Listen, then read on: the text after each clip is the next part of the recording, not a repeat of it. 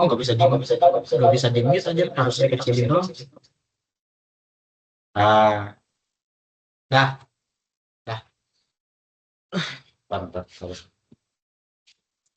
Kalau nanti kita ngedit malas.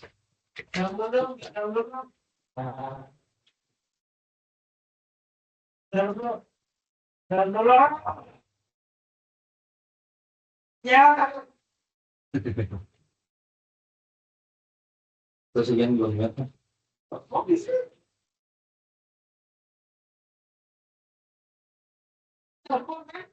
Nantangin, nantangin lu.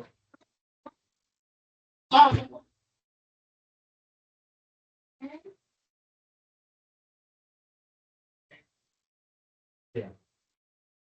I will silent. Okay. I will silent. Dah, aman, record. Udah record. Deh, beli record. Ya. Muka gua ada. Ada. Iya. Terus sih ada ya. Hah? Baik, Assalamualaikum warahmatullahi wabarakatuh. Selamat siang, pagi, malam, Pak atau Bu. Good answer. Astagfirullah, sorry. Oke. Muka aku kayak gelap banget ya? Iya. Nggak apa-apa. Aduh, pas. Baik, Assalamualaikum warahmatullahi wabarakatuh. Selamat pagi, siang, malam, Pak, dan teman-teman semuanya. Perkenalkan kami dari kelompok 3, dan pada kesempatan kali ini, kami akan mempresentasikan hasil tugas mata kuliah interaksi manusia dan komputer dengan studi kasus IPUSNAS yang kami ambil. Pada presentasi ini, kami akan membahas proses analisis dan perancangan antarmuka IPUSNAS, mulai dari pemahaman terhadap pengguna, mental model, struktur menu, navigasi, hingga elemen interaksi dan feedback dalam sistem. Harapannya melalui presentasi ini kami dapat menunjukkan bagaimana prinsip IMK diterapkan untuk merancang pengalaman pengguna yang lebih efektif, jelas, dan mudah dipahami. Baik, mungkin langsung saja dijelaskan pada step pertama oleh Ahid Novrian.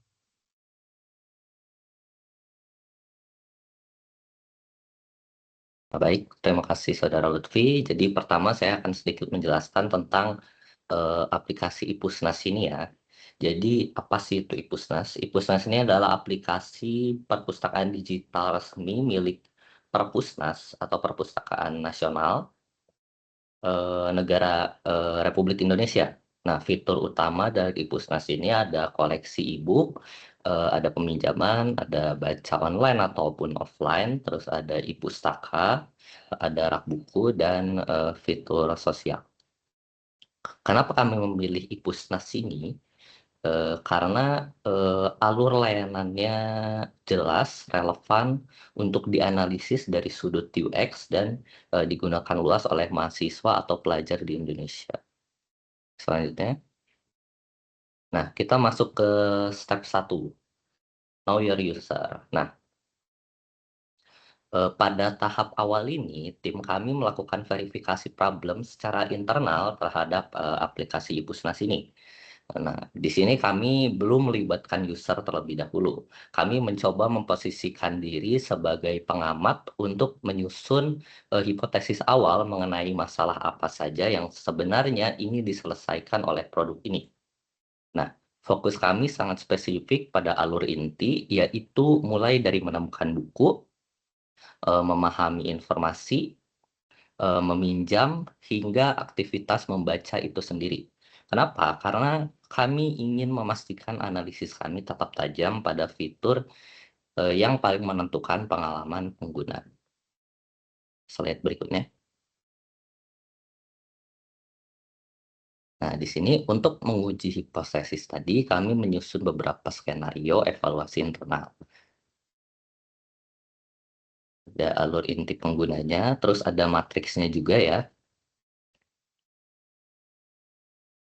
Nah, di simulasi ini kita tuh mencerminkan bagaimana jika seorang user ingin menemukan buku dengan sangat cepat. Dari sini kami menemukan beberapa titik friksi potensial seperti fitur pencarian yang seharusnya menjadi titik masuk paling menonjol dan informasi status buku yang harusnya bisa dipindai dalam hitungan detik agar user tidak bingung mengambil keputusan awal. Nah, ada matriks juga ya, matriks prioritas masalah internal di situ. Dari hasil evaluasinya, kami merangkumnya ke dalam sebuah matriks. Nah, kami menetapkan dua isu dengan prioritas tinggi. Yang pertama itu kemudahan menemukan buku, yang kedua keterbacaan informasi, dan yang ketiga kejelasan status ketersediaan buku. Nah, masalah-masalah ini kami anggap kritis karena menghambat akses awal user ke fungsi inti Ipusnas. Nah, isu inilah yang kemudian kami bawa untuk divalidasi ke pengguna nyata di tahap berikutnya. Selanjutnya, nah, di sini kami melakukan survei terhadap user pengguna Ipusnas. Nah, di sini kami menemukan beberapa hasil sekaligus juga pain point user ya. Di sini motivasi dari user untuk tetap menggunakan aplikasi ini adalah eh, karena akses buku yang legal, gratis dan praktis ya. Mereka tidak perlu hadir secara fisik ke perpustakaan itu. Mereka hanya tinggal membuka HP, membuka aplikasi, mencari buku yang mereka inginkan dan membacanya.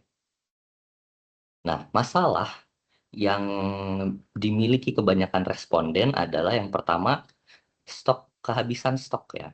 Jadi ini masalah yang paling sering muncul karena biasanya buku yang diinginkan itu lagi dipinjam oleh orang lain sehingga mereka harus mengantri untuk menunggu membaca buku. Lalu yang kedua ada rehabilitas. Aplikasi ini tuh sering terasa lambat atau lag, mengalami error dan kendala saat login. Nah, yang ketiga ada navigasinya yang membingungkan bagi sebagian pengguna.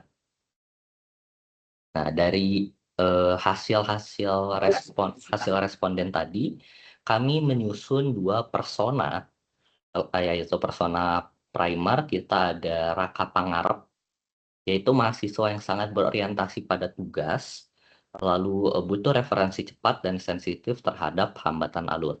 Nah, yang kedua ada persona sekunder, yaitu Nabila Sari, mahasiswa yang menggunakan Ipusnas untuk bacaan santai seperti novel, komik, dan lain-lain, dan lebih mengutamakan kenyamanan visual. Untuk personanya bisa dilihat di slide selanjutnya.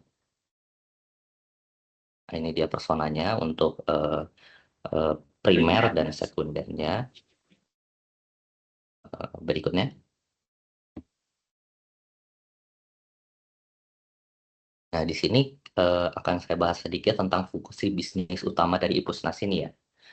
Eh, yang pertama itu adalah manajemen akun dan login, yang memungkinkan pengguna mengakses layanan secara personal dan aman. Yang kedua ada penelusuran dan pencarian buku. Yang ketiga ada evaluasi dan detail buku. Di sini akan menyajikan informasi lengkap tentang buku ini. Eh, Lalu yang keempat peminjaman dan manajemen antri. Yang kelima ada konsumsi bacaan atau e-reader. Yang kelima ada riwayat dan kontinuitas pembaca. Bagian ini menyimpan progres bacaan. Nah, menyimpan progres bacaan dan memudahkan user kembali ke bacaan sebelumnya. Lanjut. Oke, di sini ada kebutuhan input output per fungsi bisnisnya ya. Untuk fungsi bisnis manajemen akun dan login, itu nantinya ada input dari user berupa email atau username dan passwordnya ya untuk masuk ke aplikasi. Lalu ada proses sistemnya, verifikasi kredensial. Lalu output ke usernya adalah sebuah notifikasi bahwa loginnya telah berhasil. Lalu nanti diberikan halaman beranda kepada user Tapi jika loginnya tidak berhasil, nanti akan ditampilkan pesan error dan opsi untuk melakukan login ulang. Lalu ada penelusuran dan pencarian buku. User nantinya akan menginputkan kata kunci dari buku yang akan dicari. Ada filter kategori juga, filter penulis, dan filter tahun. Itu beberapa kategori filter. Lalu ada di proses sistemnya, kita ke query database koleksinya dan ranking relevansi. Lalu output yang diberikan kepada user adalah daftar buku yang relevan beserta thumbnailnya, judul, dan penulis. Lalu ada evaluasi dan detail buku. User nantinya hanya mengklik-klik dan nantinya akan ditampilkan detail bukunya seperti judul, penulis, penerbit, kategori, dan lain-lainnya. Lalu ada peminjaman dan manajemen antrian. Di situ nantinya akan diberikan tombol pinjam yang bisa diklik oleh user. Outputnya adalah nanti buku yang dipinjam oleh user akan masuk ke rak buku dan diberikan notifikasi nantinya. Apakah bukunya berhasil disimpan atau tidak. Jika antriannya penuh atau bukunya sedang kosong, nanti akan diberikan notifikasi untuk melakukan antri. Berikutnya. Nah, lalu ada konsumsi bacaan atau e-reader. Di situ ada nantinya akan ada klik tombol baca pada buku yang sudah dipinjam oleh user. Nanti outputnya adalah halaman baca aktif ya. Nanti navigasi halaman, pengaturan tampilan, nanti user bisa mulai membaca pada halaman ini. Lalu ada riwayat dan kontinuitas membaca. Di sini ada halaman rak buku, pilih buku yang pernah dibaca. User nanti bisa memilih ya, maksudnya buku-buku yang pernah dibaca atau mau dibaca. Nanti proses sistemnya adalah memanggil proses terakhir dari histori bacaan user. Jadi misalnya terakhir user membaca pada halaman berapa, nanti ketika user ingin lanjut membaca, user akan langsung diarahkan ke halaman yang sebelumnya telah user baca. Gitu. Itu outputnya. Nah, setiap fungsi ini memiliki jalur input yang jelas, proses sistem yang terdefinisi, dan output yang langsung dapat dirasakan oleh penggunanya. Selanjutnya. Nah, ini adalah hierarkitas analisis atau HTA. Ini adalah hasil atau output yang kami buat dari hasil analisis tadi. Kami memecah aktivitas user menjadi 6 tugas utama, mulai dari akses layanan, menemukan buku, memahami informasi, hingga titik keputusan kritis, yaitu memeriksa ketersediaan buku. Kami juga secara khusus memasukkan tugas penanganan gangguan sistem sebagai respons atau keluhan user mengenai aplikasi yang sering lambat. Nah, struktur inilah yang menjadi fondasi kami dalam merancang perbaikan antarmuka yang lebih efisien di tahap selanjutnya. Berikutnya.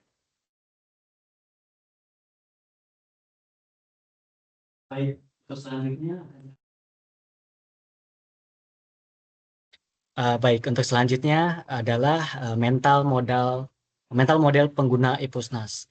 Nah, mental model itu adalah gambaran atau representasi internal dalam pemikiran user tentang bagaimana sebuah aplikasi bekerja. Jadi yang paling penting di sini bukan bagaimana sistem itu dirancang oleh developer, melainkan bagaimana pengguna memahami dari sistem tersebut. Nah, dalam konteks Epusnas, user itu cenderung melihat aplikasi ini seperti perpustakaan fisik yang dipindahkan ke dalam HP. Karena itu, dalam saat membuka Epusnas, mereka hanya berharap untuk mencari buku, melihat ketersediaan, meminjam, lalu membaca seperti pada saat mereka ada di perpustakaan biasa. Pemahaman ini sangat penting karena kalau kita lihat dalam desain aplikasi yang sesuai dengan mental model user, maka user tidak perlu belajar terlalu banyak. Mereka bisa langsung menggunakan aplikasi secara intuitif. Next. Nah, selanjutnya kami memetakan bagaimana user melihat objek-objek yang ada dalam sistem tersebut. Dari sudut pandang pengguna, setiap elemen di Epusnas punya pandangan dalam dunia nyata. Misalnya koleksi buku dipahami seperti rak di perpustakaan pencarian. Selanjutnya pencarian dianggap sebagai katalog atau indeks buku. Kemudian detail buku dipahami sebagai melihat sampul dan informasi belakang buku sebelum meminjam. Selanjutnya, lalu status ketersediaan dipahami seperti label apakah buku tersedia, sedang dipinjam, atau masih dalam rak. Kemudian tombol pinjam dianggap sebagai loket pinjaman. Rak buku di akun user dipahami sebagai tempat menyimpan pribadi untuk buku yang sedang dipinjam atau dibawa. Bahkan saat progres baca akan direpresentasikan seperti bookmark atau lipatan halaman dalam antrean dianggap seperti daftar tunggu pinjaman.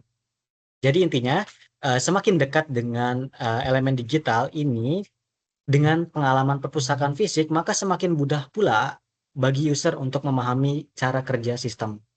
Next. Kemudian adalah ini adalah visualisasi dari mental model tadi dalam bentuk antarmuka. Di sini terlihat bahwa user berinteraksi dengan Ipusnas langsung dari layar utama aplikasi. Mereka melakukan aksi yang sangat familiar seperti klik pada pencarian, geser pada genre, klik untuk membuka detail buku, dan melakukan navigasi bawah untuk berpindah halaman. Kemudian visual ini juga memperlihatkan bahwa desain Ipusnas perlu mendukung kebiasaan interaksi yang telah umum di aplikasi mobile. Jadi user tidak dipaksa untuk memahami pola baru, tetapi cukup untuk mengikuti alur yang terasa natural bagi mereka. Artinya desain yang baik bukan tampilan yang menarik. Justru yang baik itu adalah sesuai dengan ekspektasi pengguna. Next. Nah, selanjutnya adalah masuk ke tahapan step 4 dan 5, yaitu struktur menu. Nah, struktur menu itu di Ipusnas dirancang dalam 3 lapisan. Yang pertama adalah menu primer, kemudian menu utama yang selalu terlihat yaitu beranda, jelajah, rak buku, dan profil. Menu ini dipilih karena merupakan tujuan utama yang paling sering digunakan user. Yang kedua adalah menu lokal seperti tab atau chip. Misalnya semua judul, penulis, genre, lalu di rak buku ada sedang dibaca, pinjaman, dan riwayat. Menu ini membantu user menyaring isi di dalam suatu area. Yang ketiga adalah menu kontekstual, misalnya filter yang diurutkan, opsi detail buku seperti bagikan atau simpan, juga kontrol saat membaca di e-reader. Nah, kenapa tidak menggunakan hamburger menu? Karena destinasi utamanya hanya 4 dan semuanya sering dipakai. Jadi lebih efektif kalau langsung terlihat supaya orientasi user lebih jelas dan beban kognitifnya lebih rendah. Next. Untuk skema navigasi, Ipusnas itu dirancang sebagai kombinasi antara flat navigation untuk level utama dan hierarchical navigation untuk alur teks yang lebih detail. Artinya setiap user bisa berpindah cepat dari 4 area utama. Tetapi saat masuk ke hasil pencarian, detail buku atau e-reader, mereka tetap punya alur backstack yang natural. Nah, di sini ada 2 informasi penting. Yang pertama adalah localing information, yaitu membantu user untuk menemukan informasi yang cepat.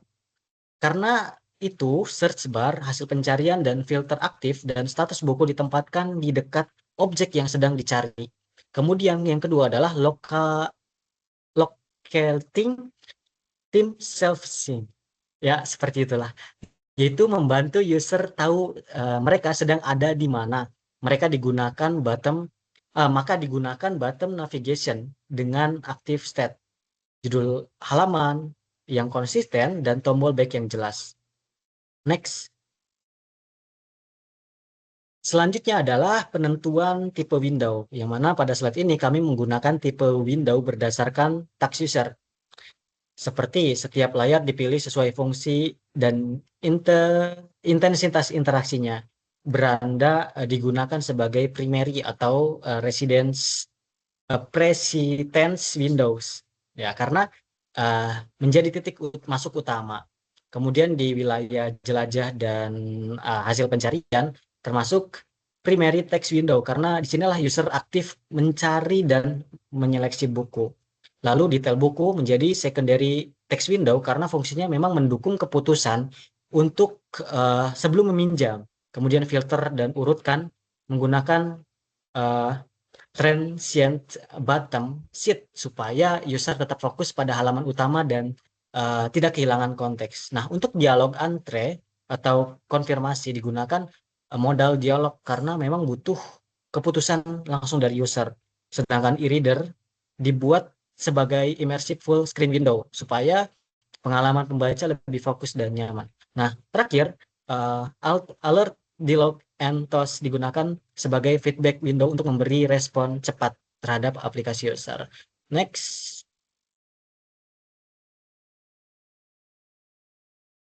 Selanjutnya adalah penentuan tipe window, yang mana slide ini menunjukkan contoh penerapan tipe window pada beberapa layar utama. Misal pada beranda, search dijadikan titik masuk utama dan fitur lanjut baca diprioritaskan agar user dapat cepat kembali untuk membaca. Kemudian jelajah, filter dan urutkan diletakkan dekat hasil pencarian supaya filter lebih efisien. Sedangkan pada rak buku, fokusnya adalah ada pada pinjaman dan resume reading untuk menjaga keterlanjutan pembacaan seperti itu. Next. Nah, selanjutnya adalah pada profil itu menampilkan informasi akun secara sederhana dan jelas, dan detail buku itu menyatukan informasi inti, status ketersediaan, dan tombol aksi utama dalam satu area keputusan. Lalu e-reader dibuat imersif dengan tipografi yang nyaman, progres baca yang jelas, dan toolbar yang ringkas. Begitu pula pada daftar isi e-reader, yang mana tampilannya tetap mendukung pengalaman pembaca yang fokus. Next. Nah, justifikasi perubahan dan dampaknya pada slide ini kami akan menjelaskan alasan perubahan dan dampaknya. Perubahan yang dilakukan itu tidak hanya memperbaiki tampilan, tapi juga kami menjawab masalah dari analisis-analisis user yang tadi telah Ahid jelaskan. Contohnya pada search bar dibuat lebih menonjol untuk mengaktifkan findability.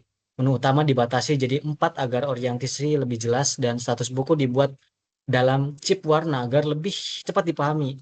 Selain itu, CTA, pinjam dan baca mempercepat transisi ke aktivitas membaca, fitur lanjut membaca mendukung continuity, dan penggunaan bottom sheet, dialog, serta toast membantu user tetap memahami konteks. Jadi, perubahan ini bertujuan untuk membuat e-Pusnas menjadi lebih jelas, efisien, dan nyaman digunakan. Nah, untuk next pembahasan akan disampaikan oleh rekan saya selanjutnya. Oke, terima kasih Lutfi. Sekarang bersama saya untuk step 6 dan step 7.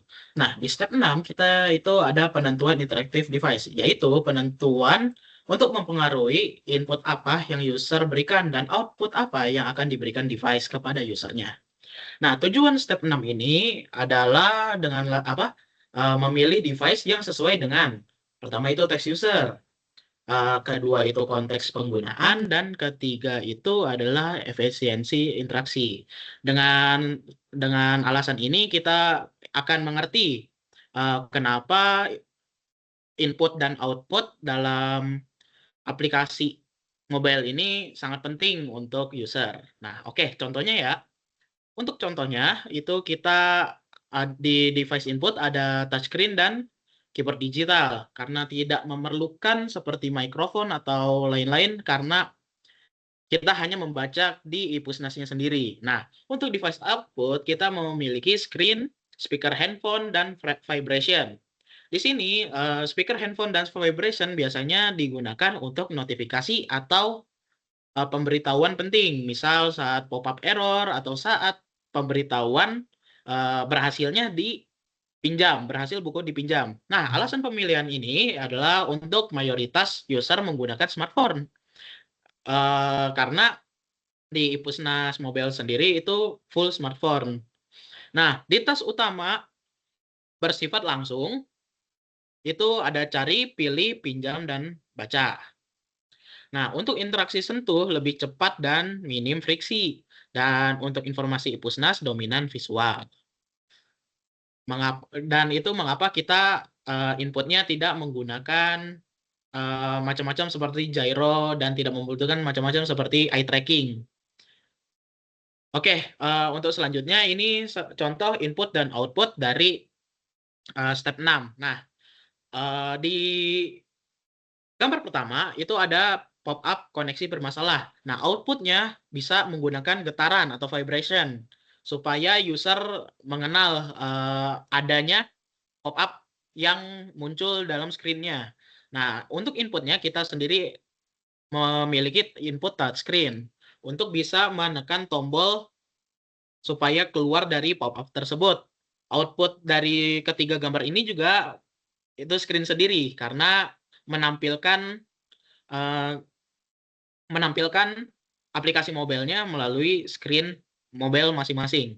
Nah, untuk gambar kedua itu ada input touchscreen dan output speaker dan vibration untuk keberhasilan memasuki antrean buku. Misalnya ada notifikasi seperti ceting atau vibration jika speaker user dan volume notifikasi user itu dihilangkan. Maka kita akan menggunakan vibration untuk mengetahui apakah keberhasilan itu muncul atau tidak. Nah, yang gambar ketiga itu ada input touchscreen dan output keyboard. Nah, keyboard di sini untuk search dari tombol search atau tombol jelajah yang tadi sudah diberikan. Nah, selanjutnya kita akan masuk ke step 7. Nah, di step 7 ini ada screen based control atau widget bisa disebut. Nah, screen based control sendiri adalah elemen UI di layar yang dipakai user untuk berinteraksi. Fungsinya apa? Fungsinya itu bisa memilih nilai, memasukkan data, memicu aksi, serta menampilkan informasi. Nah, di prinsip pemilihan kontrol ini ada 3. Yang pertama, look the way it works. Karena kita harus bisa melihat dan mengerti apa yang kerja apa yang ada di tombol atau widget tersendiri. Dan work the way it looks itu kebalikannya, kita bisa tahu kerjanya apa, kita bisa tahu ya kerjanya apa dengan basis tampilannya apa. Dan yang ketiga itu menggunakan elemen yang standar dan familiar. Karena apa? Karena jika tidak standar dan familiar, maka akan menimbulkan confusion atau kebingungan terhadap user. Makanya ini sangat penting. Oke, untuk pemilihan screen based control widget kita berfokus di 4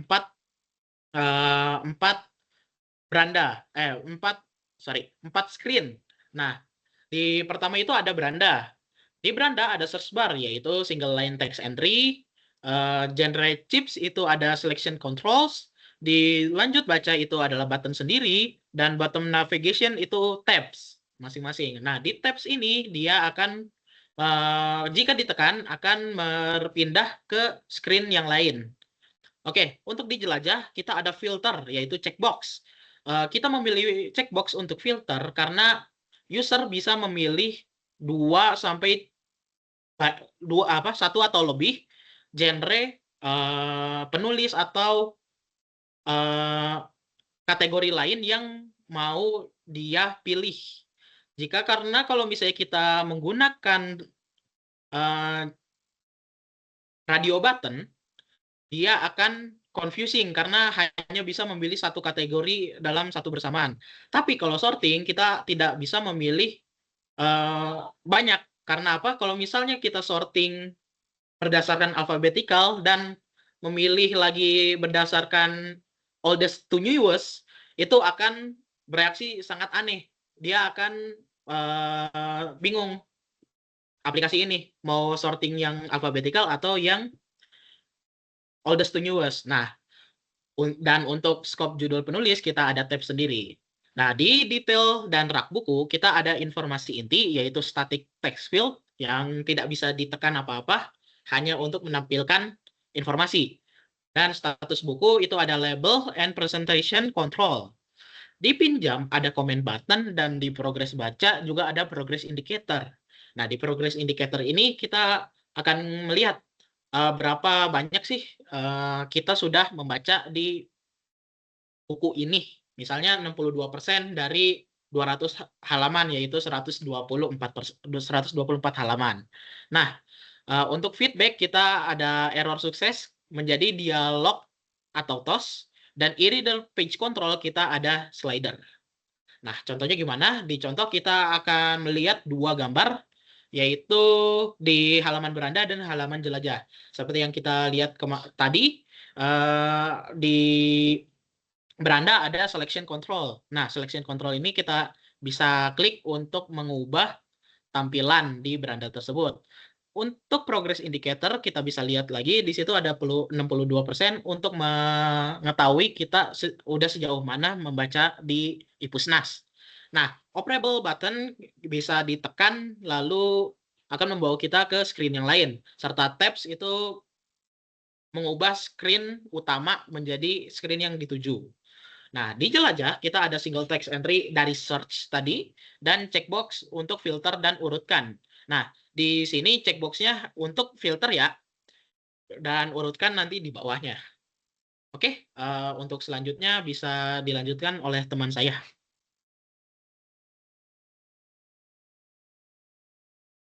Oke, untuk selanjutnya adalah tahapan pada step 8 yaitu clear text and message.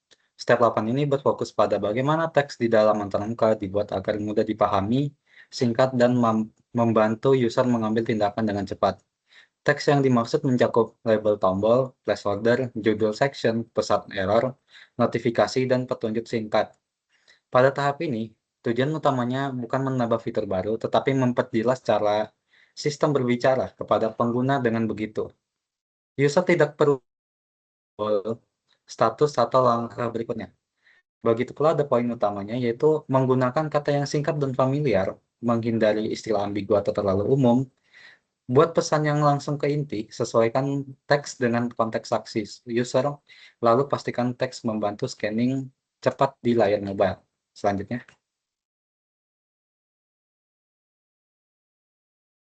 adapun implementasi pada step ke-8, yaitu penerapan step 8 pada desain Ipusnas dilakukan dengan memperbaiki mikrocopy agar lebih jelas, konsisten, dan mudah dipindai. Perubahan difokuskan pada area yang paling sering dipakai user, seperti pencarian, informasi buku, filter, dan pesan sistem. Implementasinya itu pada placeholder pencarian diperjelas menjadi cari judul, penulis, atau genre, yang sebelumnya itu adalah search. Judul section untuk kamu diganti menjadi rekomendasi agar lebih ringkas. Pesan antrean dibuat lebih informatif dengan menjelaskan kondisi buku dan langkah selanjut. Pesan error dibuat lebih jelas dengan solusi seperti periksa internet lalu pilih coba lagi. Ditambahkan hint singkat pada area tertentu agar user langsung paham cara menggunakan fitur. Next. Selanjutnya adalah tahap 9, yaitu provide effective feedback. Setiap step 9 menekankan bahwa sistem harus selalu memberikan respon yang jelas terhadap tindakan user. Setiap aksi sebaliknya diikuti feedback yang membantu user memahami apa yang terjadi, apakah proses berhasil, gagal, sedang berjalan, atau apa langkah berikutnya. Feedback yang baik membuat sistem terasa responsif, mudah dipahami, dan mengurangi kebingungan saat user berinteraksi. Adapun poin utamanya yaitu berisi respon cepat setelah user menekan tombol, tampilkan loading atau progress saat proses sedang berlangsung, beri pesan error yang jelas dan bisa ditindaklanjuti, tampilan notifikasi sukses tanpa memutus alur utama, tambahkan distance di titik yang memang dibutuhkan. Next. Selanjutnya, implementasi step 9. Pada desain Ipusnas, step 9 diterapkan dengan menambahkan feedback, guidance, dan asistensi yang relevan sesuai kondisi pengguna. Fokusnya adalah membantu user tetap memahami status sistem dan tidak kehilangan arah saat melakukan task. Implementasinya yaitu saat membuka buku, sistem menampilkan loading state agar user tahu prosesnya sedang berjalan. Saat buku tidak tersedia, muncul dialog antrean yang menjelaskan kondisi dan pilihan aksi. Saat koneksi bermasalah, sistem menampilkan error dialog beserta tombol coba lagi. Saat aksi berhasil, sistem menampilkan sukses toast sebagai konfirmasi bahwa buku telah masuk ke dalam antrian. Pada e-reader ditambahkan hint kontekstual agar user tahu cara menampilkan kontrol. Di rak buku, progres membaca ditampilkan lebih informatif agar user mudah melanjutkan bacaan. Selanjutnya,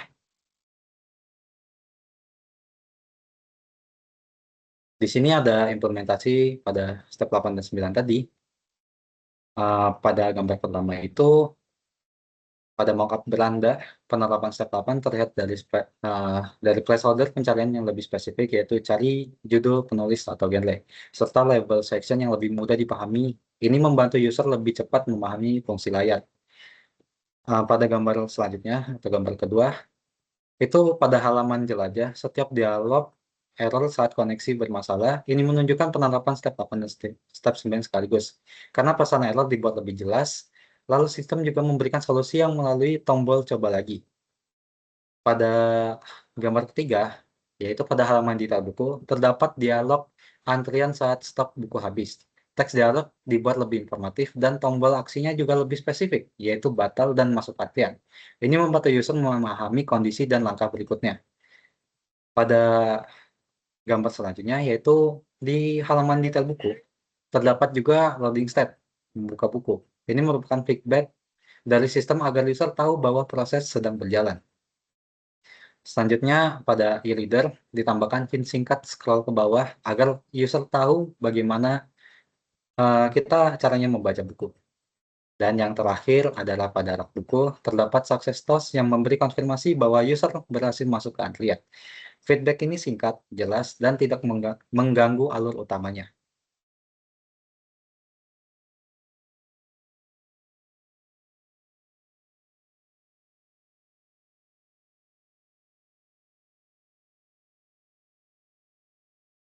Baik, mungkin cukup sekian saja presentasi yang kami bisa sampaikan. Mohon maaf apabila ada kesalahan kata maupun sesuatu yang merupakan suatu kesalahan karena memang kita semua adalah manusia, tempatnya berbuat salah. Terima kasih. Assalamualaikum warahmatullahi wabarakatuh. Waalaikumsalam warahmatullahi wabarakatuh. Suara saya muncul gak sih? Muncul. Betul. Coba lu ngomong aja. Iya. Coba ngomong. Tes tes satu guys. And record. Stop 30 menit. Stop.